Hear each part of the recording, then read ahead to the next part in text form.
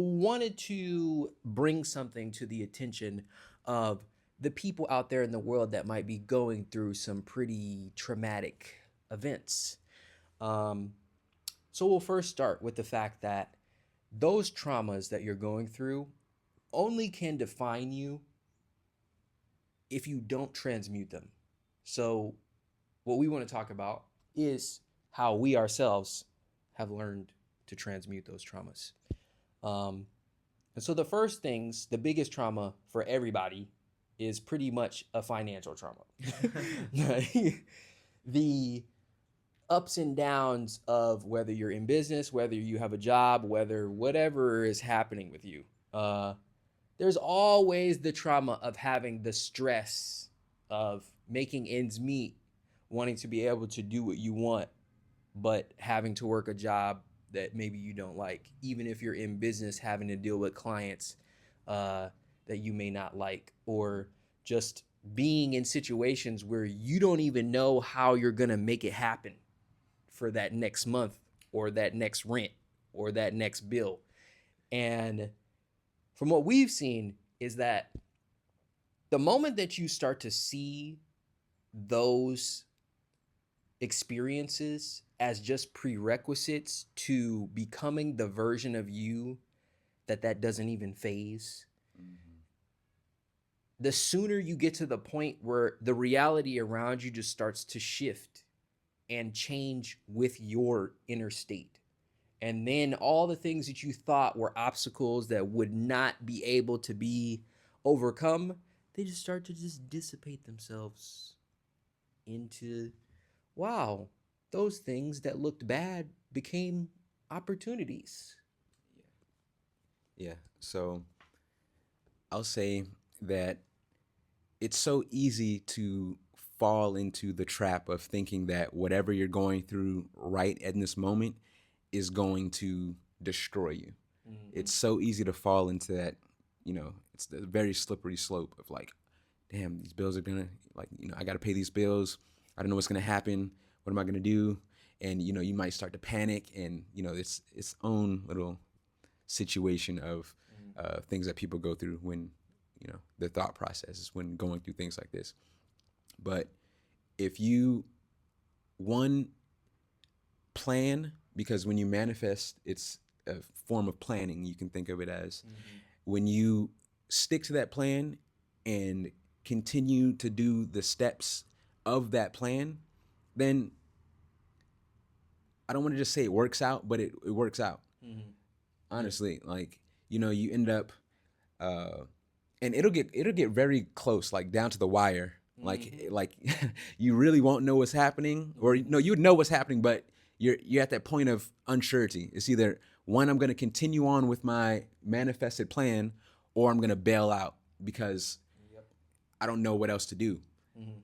And if you continue on, if you believe in yourself and just change the framing of what you're going through, you end up looking back on the situation, months later, weeks later, however long later, and you're like, wow, I didn't think this was going to happen. Or, I mean, you manifested it, so you kind of thought it was going to happen. But it's like at that moment when you was in the heat of the battle, you were only thinking of the battle, and you wasn't really thinking of the war. You was on that, short-term focus.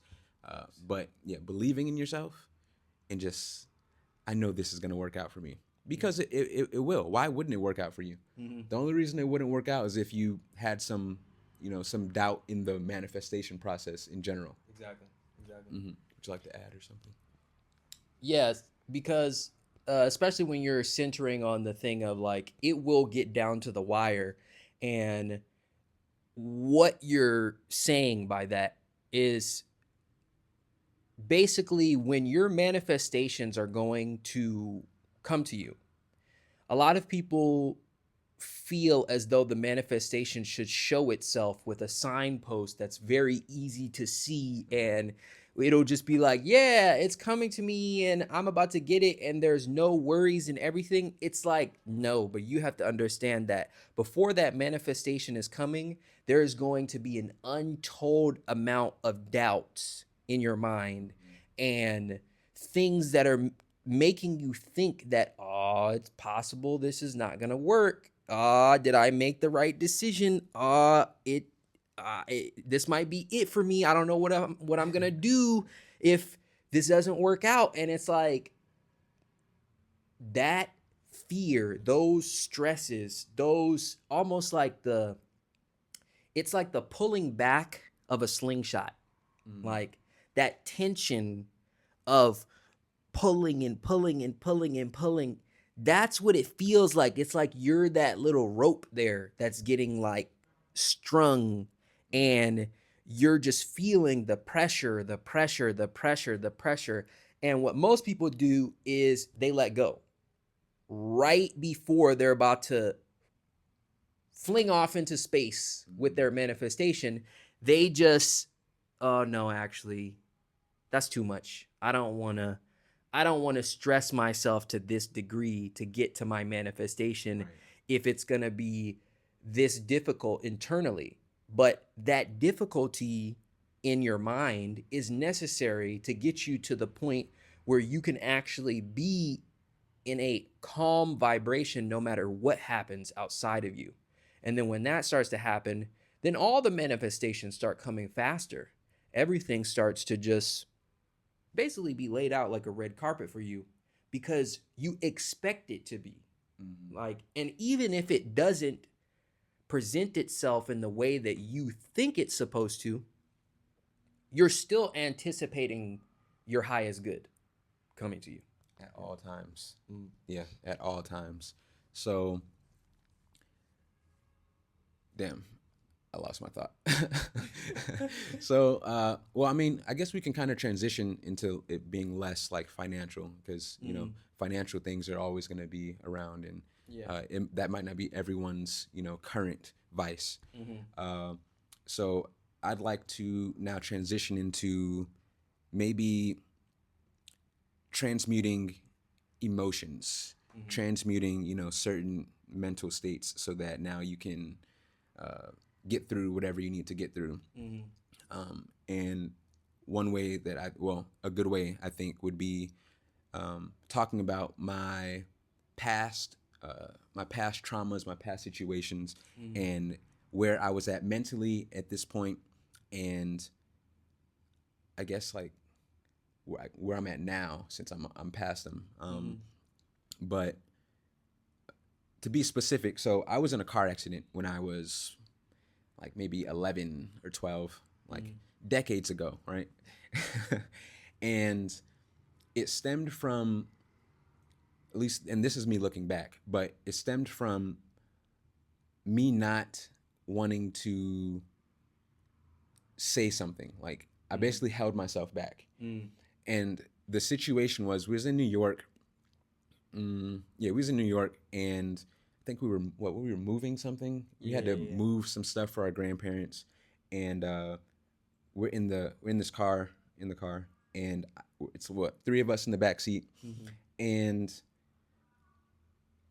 my dad was like, he's like, you need to, he's like, yo, get out the car real quick and go get some water from the store, because we was in traffic. It's like, you get some water from the store for these fish. We had these damn fish. I just remember these were fish. exotic fish. These exotic fish that because we ended up breaking the fish tank, so we had them in like buckets and stuff, and we were basically trying to save the fish, right? And so he tells me to get out the car, whatever, and in my head, I'm like, why? Like, we're in the middle of the street, like, why would I get out the car right now? Like, this doesn't make sense. And so I ended up getting out the car, and he didn't hear me get out the car. And I just remember opening the door, and then I put one foot out, and I hear skirt. And like, I was in the process of putting the other foot out, and it's just, the car just ran over my leg. And in that moment, I'm like, this isn't happening. Like, like, you're not really thinking this is, I'm in a state of shock. It's surreal. Don't know what's really going on. And yeah, like, looking back on that entire situation, if I was to just open my mouth and say anything, really, like, just use my voice, then I wouldn't have gone through this situation. And that situation basically shaped, like, pretty much a majority of my life, because after that, like, middle school, I have this big ass scar on my leg, and, people asking questions, and every time they ask a question, the trauma is going back in my head. So I kind of don't really want to explain, and having to explain and not explaining. It's like, so going through all these things. And yeah, if I was to just open my mouth and say, this doesn't seem like a good idea. We should just wait. Like, even though I understand the fish, it's like, it's just fish at the end of the day. And yeah, so that shaped everything. But I want to say, during that time, I was angry. I was so angry that, it happened to me. I was so angry that just at the situation as a whole. And I had to transmute that. Like, I was angry at the doctors for the way they cut me up. Like, I felt like Frankenstein. Like, just going through all these things. Yeah. And it took a while. It took a while to get over. I had to, go through the forgiveness. Like, you're really forgiving yourself and forgiving everyone involved, and just having that empathy. It's like seeing the situation. Like I said, being able to go back in later on and see that if I was to just say something, that it would be a whole different situation. And it's like you have a certain path that you're going on in life, and there's things that can stem you to go down another path. And with each doubt and fear, and each you know like possibility of doing anything, it'll send you down this path. And if you was to stay true to yourself and speak up when you need to speak up, and you will stay on your straight path. But all is in alignment always, and we're always exactly where we're supposed to be in every situation. And we're going through certain situations because you can say that we're meant to go through these situations. Like, no matter how positive or negative the situation, like, we're meant to go through it at that very moment, because we, at the end of the day, we made the choice. We made the choice to be here. We made the choice to do certain things. We made the choice to live this life.